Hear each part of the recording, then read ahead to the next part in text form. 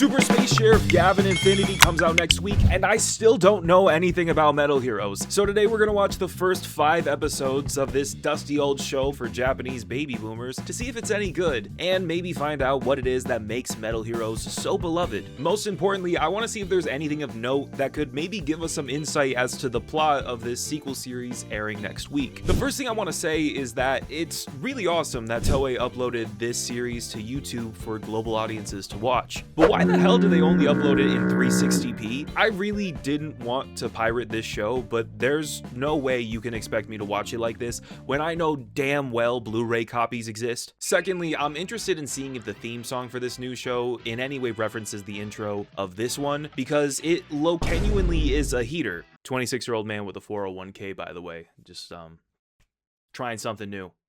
Really want to keep up with the times, considering I make videos for preteens that wish they were Japanese. A big part of this first episode seems to be the completion on the development of this space colony, reminiscent of something like TerraVenture from Lost Galaxy, and I could definitely see something like that existing in this new show as well, considering how, from the trailers, it seems as though Gavan Infinity will be doing a good amount of space travel / interdimensional traveling, though admittedly for a show that's called Space Sheriff Gavan, he sure spends a hell of a lot of time on Earth. I always assumed the space stuff was like the main pitch of this show that was meant to separate it from Sentai and Kamen Rider. Like, I know today Sentai teams and riders can really do anything. They go to space all the time. It's not really a super huge deal. But back in the day, these shows were a little more grounded, if you could excuse the pun. Not even really sure if that is a pun, but you know what I mean. Showa Kamen Rider had this very strict definition of how the show was laid out, normally being about a lone warrior with a motorcycle in search of vengeance, who protects our planet with a strong sense of justice. I know Super One went to space, alright, but I'm pretty sure he spent most of his time in Japan too. But you understand what I'm saying. Back in the day, it was very clear what separated the two franchises. A Kamen Rider was a karate bug man, and the other guy was a space sheriff that never goes to space. This is actually a concern I have with Infinity too. It's inevitable that people are going to compare this show to Sentai, given the fact that Toei has decided to end that series to make room to produce this one. And I've seen all the tweets saying that they're two entirely different things and that they should never be compared because, you know, Sentai isn't really ending, it's just on hiatus. I love when people on Twitter tell me how to feel when using facts that aren't even real. Listen, we're not getting a Sentai series next year for the first time in 50 some odd years. It's inevitable that people are going to look to this show to fill the gap that's been created by Sentai's absence. Not to mention the fact that everything about Infinity honestly kind of just looks like a hollowed out Sentai. This is just my opinion, but like, look at these three standing next to each other, having red, blue, and yellow-ish suits while holding a gimmick reading weapon changer that's also a giant mecha that is very clearly meant to be a follow-up to the success of the Tegasword. I can't help looking at this without seeing the skeleton of the Sentai series that could have been. Infinity has to do something huge to separate itself from Sentai and also Rider, especially considering how those two will be airing in the same block. Besides the giant robot, there is nothing here that you wouldn't expect from a typical Kamen Rider series as well. If I can afford to be a little creative for a second, I think the show will have to lean into the interdimensional elements. We know we're gonna have multiple Gavins, and it looks like this dude will probably be the main one, but I feel like rotating the focus between these three could be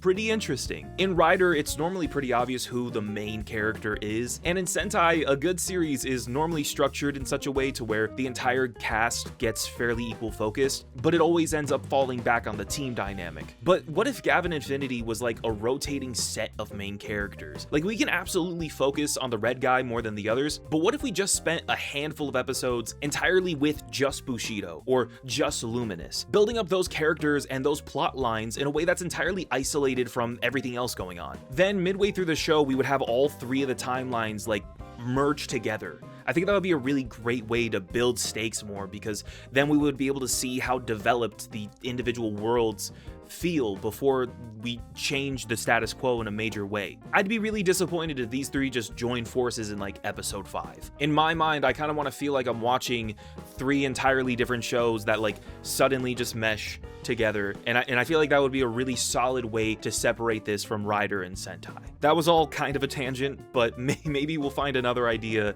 as to how this show can stand out more by actually watching the 1980s Gavan. The villains are pirates invading Earth in hopes to plunder it for resources. I tried looking everywhere I could on the internet because I really thought we had more information about the villains in Infinity from like the press conference or something, but I honestly cannot find anything, so I'm really sorry in advance if I'm missing anything, but I can speculate that the villains in Infinity probably are pretty similar. I know Infinity is supposed to have this battery gimmick based on different emotions, so I suspect that if the villains are pirates or whatever they are, maybe that's the resource that they are going after across each of these dimensions that they find themselves conquesting. They're attempting to drain universes of all emotion, leaving them barren of life and human spirit. It sounds corny, but that makes it sound more like a Toku plot, so I believe it. Showa Gavan comes from the planet Bird, though his mother is from Earth. Reiji, the main character from Infinity, is only stated to be stationed in the Earth branch,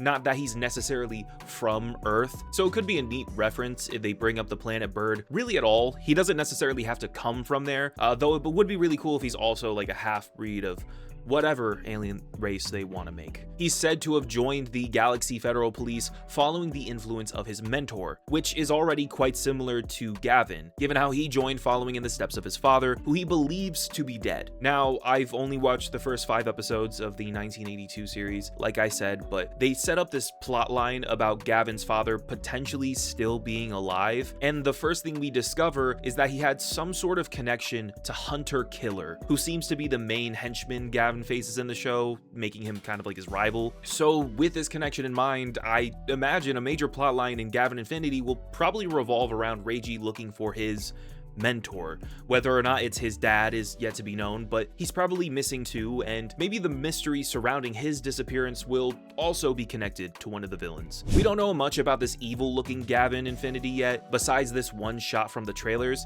but maybe he's tied to this in some way. Or hell, maybe Dark Gavan just straight up is Reiji's mentor.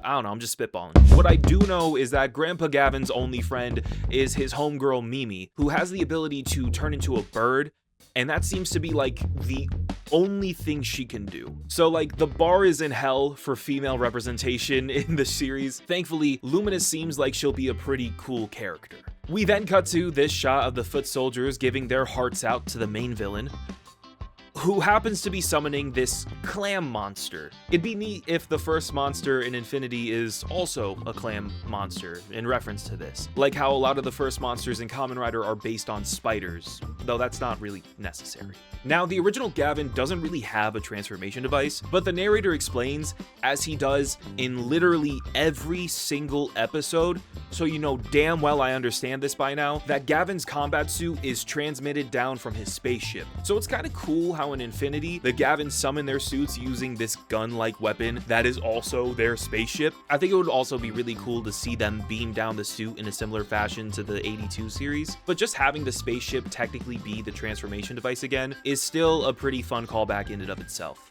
That being said, if you were to tell me a year ago that we were making a Gavan reboot series where the main characters were piloting a giant mecha, I would have put that entire 401k I mentioned earlier on it looking like the fucking dragon. How does it not look like the dragon? There's still enough time for another mecha that looks like the dragon to appear later. If the toy line really is following the Sentai formula, I imagine the Q2 robot release, or maybe the final quarter one, will be based on this guy. I would be shocked if we didn't get a callback to him in some way. In the same way, I would be shocked if we didn't have a brand new hero with his own unique changer show up in the middle of the summer like we normally do with Six Rangers or secondary riders. I mean, it already looks like one of the auxiliary robots is a callback to Scooper, for God's sake. You know Scooper?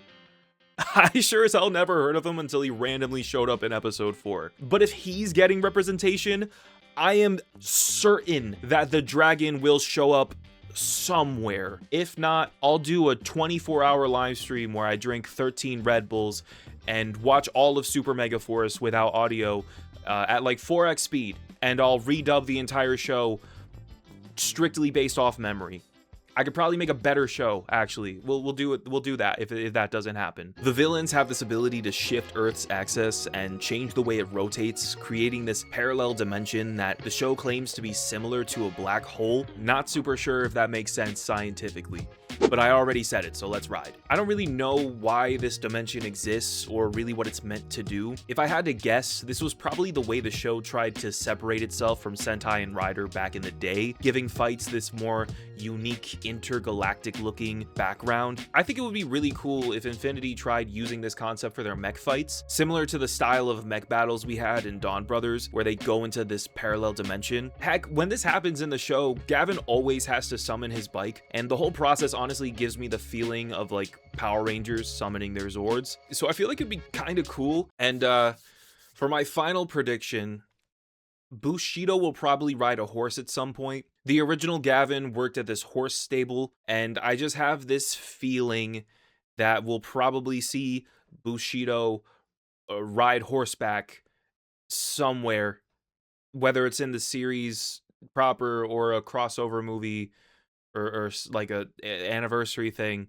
I just have a gut feeling, and if any of the characters were to do it, he would make the most sense to be the one to ride a horse.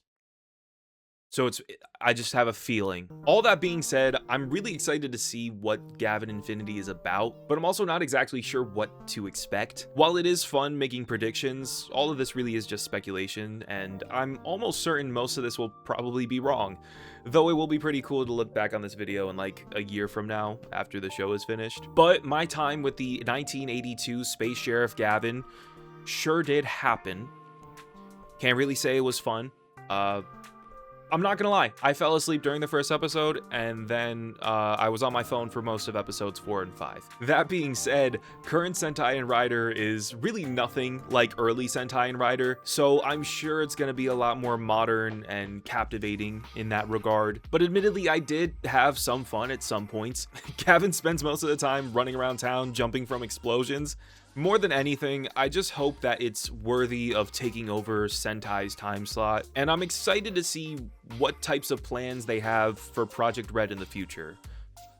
Here's to hoping Ninja Captor is the next one. Thank you so much, my Patreon subscribers: Andrew B, Rat Toku, Sergeant Hooked on Heroes, Soundboard, Daniel A, RJF, Omni Ranger, Tom E, Will G, and Leor K. Without you guys, this video would not be possible.